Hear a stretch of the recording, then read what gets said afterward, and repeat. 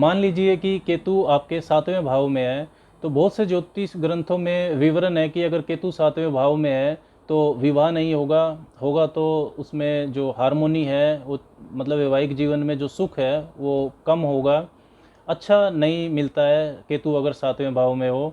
लेकिन प्रैक्टिकली ये देखने में आता है कि केतु का राशि स्वामी, यानी केतु जिस राशि में है 7वें भाव में, उस वो स्वामी केतु का डिस्पोजिटर अगर मजबूत है, केंद्र त्रिकोण में है, तो शादी होती है और समय पर होती है। और ऐसे लोग कमिटमेंट को निभाने में बहुत अच्छे होते हैं। वास्तविकता में केतु अगर 7वें भाव में है तो लोग वैवाहिक जीवन में सामंजस्य जो होता है उसके विशेषज्ञ होते हैं। केतु का राशि स्वामी बस मजबूत होना चाहिए।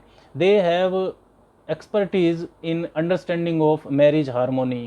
केतु का 7वें भाव में होना ये बताता है कि आपने अपनी पिछली जिंदगी में वैवाहिक जीवन को अच्छे से जिया है, व्यापारिक साझेदारियां या वैवाहिक जो साझेदारी है इसको जीने का अच्छा अनुभव आपने अपनी पिछली जिंदगियों में अर्जित किया है। अब अगर केतु शुभ प्रभाव में है, केतु का डिस्पोजिटर मजबूत है, तो विवाह में परेशानी नहीं होगी। लेकिन अगर केतु अशुभ है, केतु का जो राशि स्वामी है डिस्पोजिटर वो पीड़ित है, तब केतु का अशुभ प्रभाव आपको देखने में मिलेगा। विवाह तब आपका बहुत लेट हो सकता है या होगा नहीं। वैवाहिक जीवन की होने के बाद वैवाहिक जीवन की परवाह आप नहीं करेंगे। You will be ignorant about 7th house matters. विवाह अगर आपका हो भी जाता है तब भी वो एक सजा की तरह बन जाता है अगर केतु 7वें भाव में अशुभ प्रभाव में है तो। इसलिए इसी तरह केतु के फल को किसी भी भाव में समझना चाहिए। हर भाव में केतु के फल को हम अलग से चर्चा करेंगे। अब केतु को संतुलित करने के उपायों की चर्चा करेंगे। अगर केतु आपकी कुंडली में अशुभ है और केतु की दशा चल रही है, परेशानी दे रही है, तो इसका सबसे पहला उपाय है कि आप श्री गणेश भगवान का पूजन करें।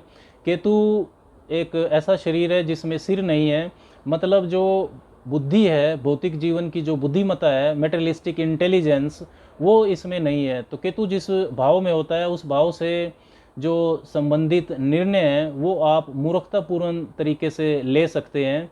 इसलिए बुद्धि के देवता श्री गणेश भगवान का आपको पूजन करना चाहिए। हर रोज़ आप गणेश भगवान के दर्शन करें, उनके सामने घी का दीपक जलाएं, उनको दुर्वा अर्पण करें और लड्डू का भोग लगाएं। और आप गणेश अथर्वशीष का पाठ कर सकते हैं। भगवान गणेश के सामने बैठकर आप भगवान गणेश और केतु का मंत्र जप भी कर सकते हैं। ओम गम गणपते नमः और ओम केंग केतवे नमः। इन मंत्रों को आप 10-10 मिनट या जितनी देर आप कंसंट्रेट कर पाएँ उतनी देर आप इनका जप कर सकते हैं। और पूजा के बाद आप प्रार्थना कर सकते हैं भगवान गणेश से केतु से संबंधित परेशानियों को दूर करने की।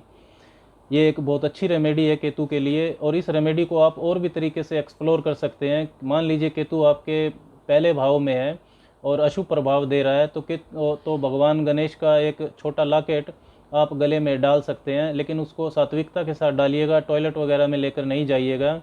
और अगर मान लीजिए कि केतु दूसरे भाव में है, आपको वेल्थ अकोमुलेशन, सेविंग में परेशानी आ रही है, आर्थिक परेशानी, तो जहां आप घर में तिजोरी में पैसा रखते हैं वहाँ पर आप भगवान गणेश का एक चित्र रख सकते हैं। इसी तरह अगर चौथे घर में परेशानी है, चौथे घर में केतु है, डोमेस्टिक एनवायरनमेंट ख़राब हो रहा है, तो आप घर में भगवान श्री गणेश का पूजन जरूर कीजिए। पंचम भाव में है, शिक्षा में रुकावट आ रही है, तो आप अपनी स्टडी टेबल पर भगवान गणेश का चित्र रख सकते हैं और उनको प्रणाम करके फिर शिक्षा को शुरू कर सकते हैं। इसी तरह अगर कैरियर में परेशानी आ रही है, वर्क एनवायरनमेंट आपका ठीक नहीं है, तो आप अपने वर्क प्लेस पर भी भगवान गणेश का चित्र रख सकते हैं। इसके अलावा कोई भी मोटा कपड़ा, जैसे सफ़ेद या काला कंबल या मल्टी कलर का कपड़ा जिसमें एक से ज़्यादा रंग हो, वो अगर आप शनिवार को निर्धन को या किसी सन्यासी को दान करते हैं तो इससे भी केतु की वो जो ऊर्जा है वो संतुलित होती है। काली सरसों, देसी शक्कर, जौ और बाजरा, इन्हें मिलाकर अगर आप बुधवार या शनिवार को या हर रोज़ ही चींटियों को डालते हैं तो इससे भी केतु की ऊर्जा संतुलित होती है। केतु के लिए आप भगवान शिव से भी प्रार्थना कर सकते हैं। भगवान शिव के सामने आप घी का दीपक जलाकर बैठिए। और केतु का एक स्रोत होता है केतु अष्टोत्तर शतनामावली, केतु अष्टोत्तर शतनामावली, इसमें केतु के 108 नामों का उच्चारण होता है। इसका आप पाठ कर सकते हैं और आप प्रार्थना कर सकते हैं भगवान शिव से कि केतु से संबंधित परेशानी को दूर करें। केतु यदि आपके लगन में है या चौथे घर में है या आपके चंद्रमा को प्रभावित कर रहा है, तो आप हर रोज़ जल में 1-2 चम्मच केवड़ा जल जो है खुशबू वाला, उसको डालकर स्नान कर सकते हैं। और चंदन या गुलाब का जो इत्र है, परफ्यूम, उसको भी आप इस्तेमाल करने से बहुत सकारात्मक ऊर्जा आपको मिलेगी। स्ट्रीट डॉग्स, जो कुत्ते पालतू नहीं होते हैं, उनकी सेवा करने से भी केतु की ऊर्जा संतुलित होती है। शनिवार को अगर भैरव भगवान के मंदिर में जटा वाला नारियल अर्पण किया जाए और सरसों के तेल का दीपक जलाकर प्रार्थना की जाए तो भी केतु की परेशानियों से छुटकारा मिलता है।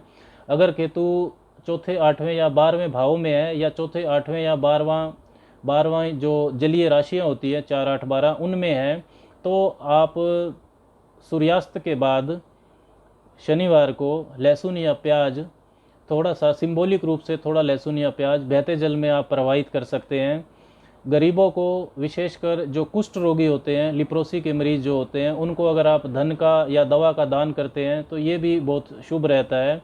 और केतु अगर आपको परेशानी दे रहा है तो उसका सबसे बड़ी एक सावधानी ये है कि केतु जिस भाव में है आपके, उस भाव से संबंधित जो निर्णय हैं वो आप अपनी सलाह से ना लें। मान लीजिए कि केतु अगर 10वें घर में है, तो कैरियर से संबंधित अगर कोई बड़ा निर्णय है तो वो आप अपनी समझ से ना लें। पंचम भाव में है तो शिक्षा से संबंधित कोई बड़ा निर्णय आप ना लें, बुजुर्गों की सलाह लेकर के चलें। दोस्तों, केतु को संतुलित करने के लिए, केतु की परेशानियों को दूर करने के लिए, केतु की अगर खराब दशा चल रही है उसके लिए ये सारे उपाय आप कर सकते हैं। इनमें से जितने उपाय आप करें, 3 या 4, तो आप कर सकते हैं, लाभ आपको ज़रूर होगा। और ये सारे उपाय आप डायरेक्ट कर सकते हैं बिना ज्योतिषीय परामर्श के, लाभ आपको निश्चित दिखाई देगा। आज के लिए बस इतना ही। राम राम।